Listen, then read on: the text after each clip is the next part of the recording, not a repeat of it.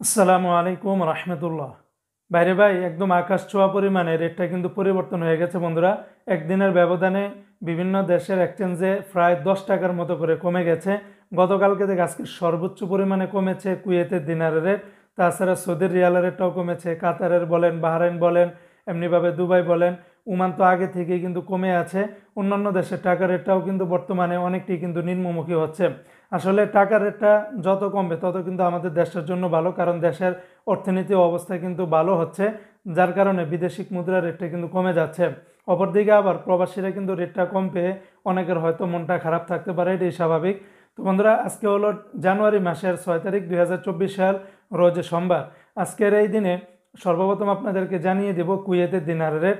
যারা কুয়েত থেকে আজকে এক দিনার বাংলাদেশে পাঠাবেন বরাবর 400 টাকার মতো করে পাবেন, তবে সকল এক্সচেঞ্জগুলোতে পাবেন না।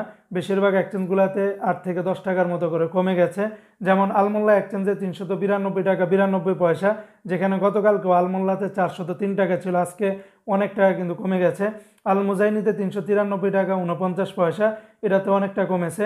জয়লুকাস এক্সচেঞ্জে 394 টাকা 50 পয়সা, এটাতেও কমেছে। শুধুমাত্র কুয়েতের আলমাদা এক্সচেঞ্জে 400 টাকার মতো করে পাবেন, এটার রেটটাও যে কোনো সময় কিন্তু কমে যেতে পারে।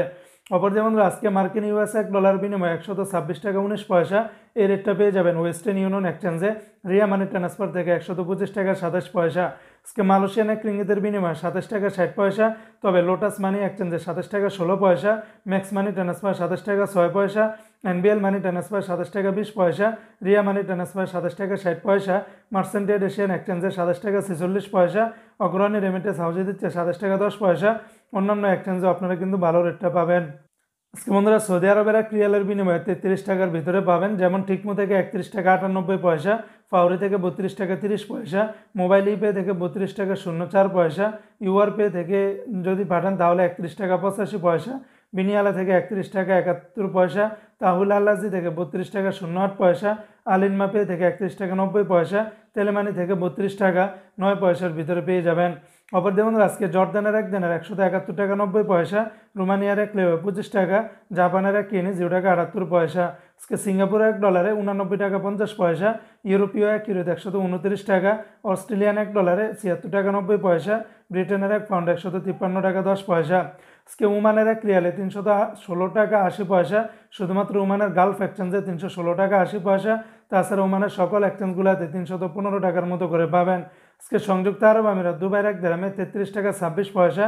দুবাইয়ের সর্বোচ্চ রেটটা পেয়ে যাবেন জিসিসি এক্সচেঞ্জে, ওয়াল স্ট্রিট, জয়লুকাস, এই সমস্ত এক্সচেঞ্জগুলোতে 33 টাকা থেকে শুরু করে 33 টাকা 26 পয়সা। তাছাড়া অন্যান্য এক্সচেঞ্জে 32 টাকা থেকে 33 টাকার ভিতরে পাবেন। আজকে কাতারের এক রিয়ালে 33 টাকা 61 পয়সা।